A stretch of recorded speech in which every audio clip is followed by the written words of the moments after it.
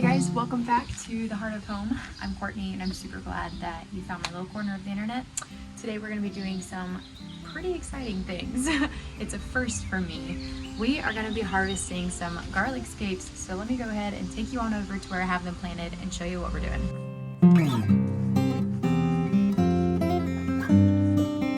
Got stepped on this guy when getting my camera stand set up. Looks to be a little robin's egg.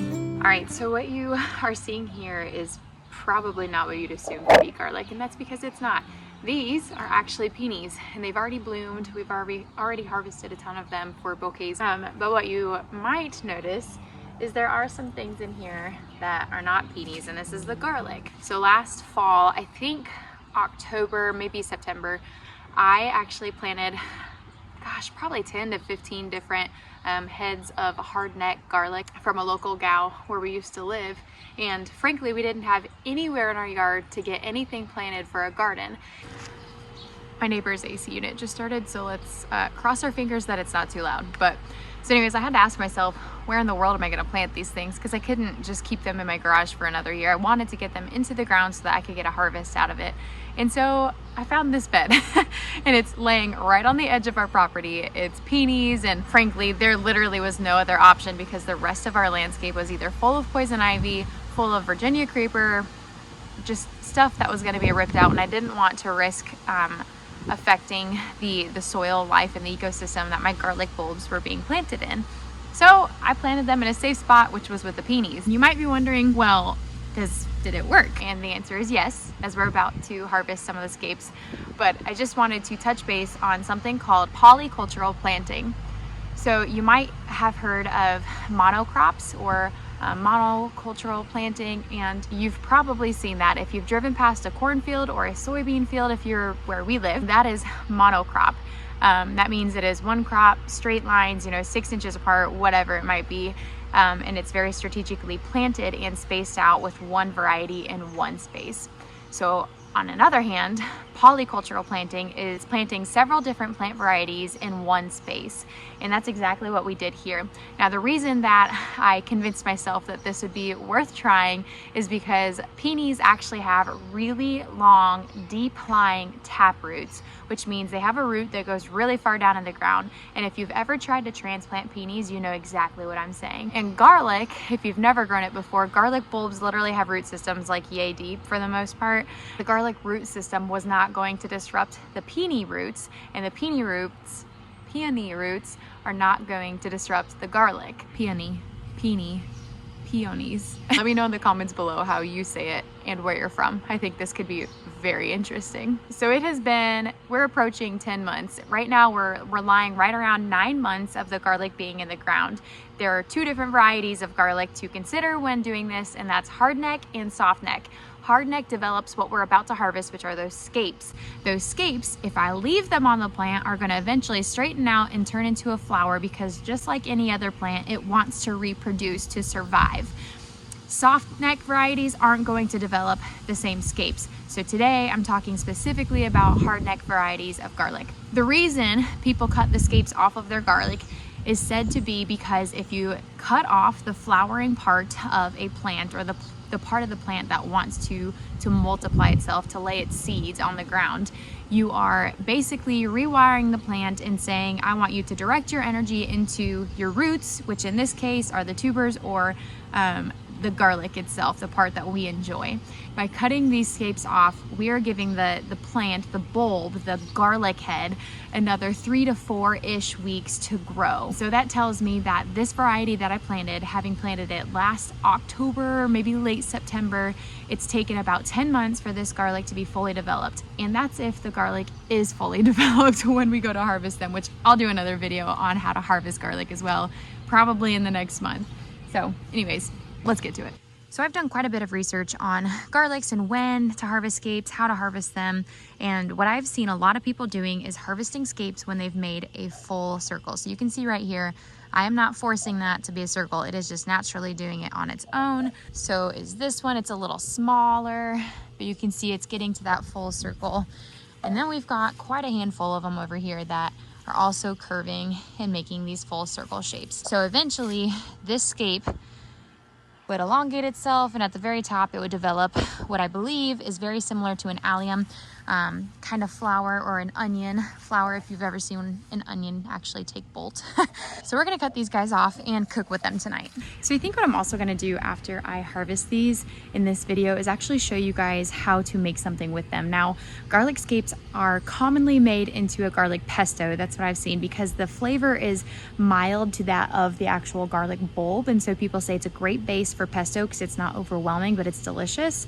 However, I think I'm just gonna cook a steak and I'm probably gonna saute in butter, and then I'm also gonna fry up some of our golden oysters that we just foraged the other day. Also, let's be real here.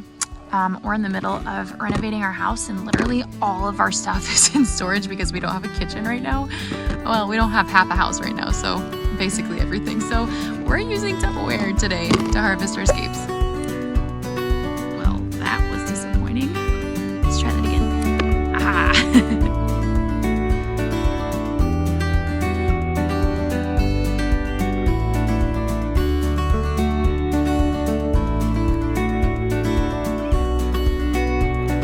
Actually have 19 scapes here, so I stand corrected. That means I planted 21 bulbs. Well, that means I planted over 20 bulbs, because I'm not entirely sure that all of them took off.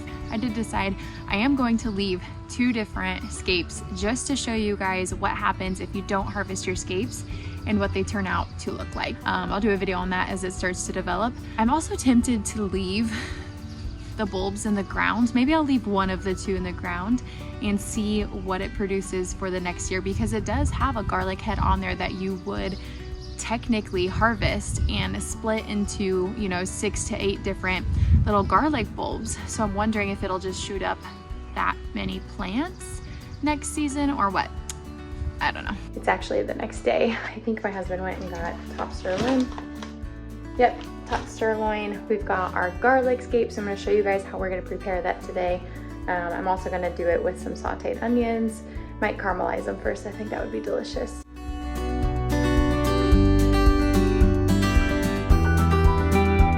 So Brussels sprouts are actually something that we don't grow in the garden just because I haven't had great success with it.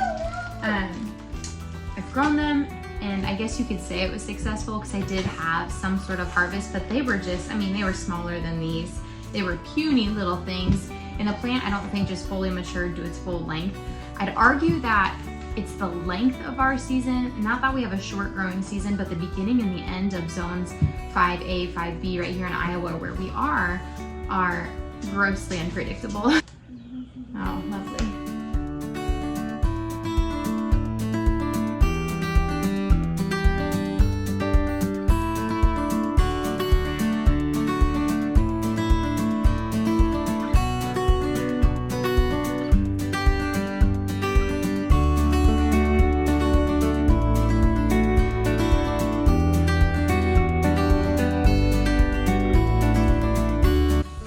Concoction that I have here is just our tap water, and then I did a splash of apple cider vinegar. You can do any sort of vinegar, and a little bit of salt, and that's going to help draw any of those really small little critters out of here.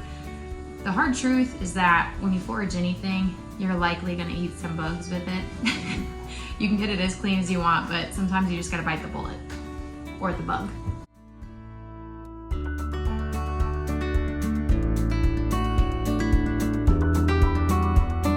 So the garlic scapes, we had what, 19 here? I think what I'm gonna do is just cut these, Brussels sprouts are done. Cut these guys in half, maybe even thirds, depending on the length of some of these guys, just so they're a little easier to cook.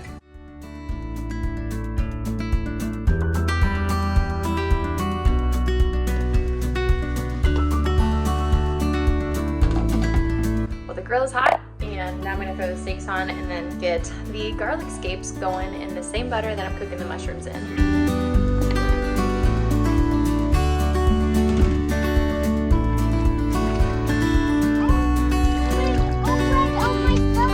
I wonder why.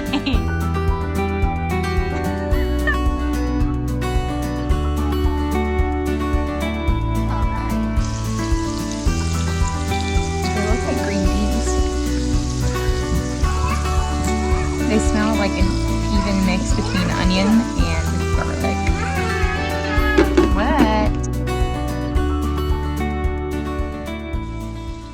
What do you think of this, Silas? I can see. What do you think of this? What?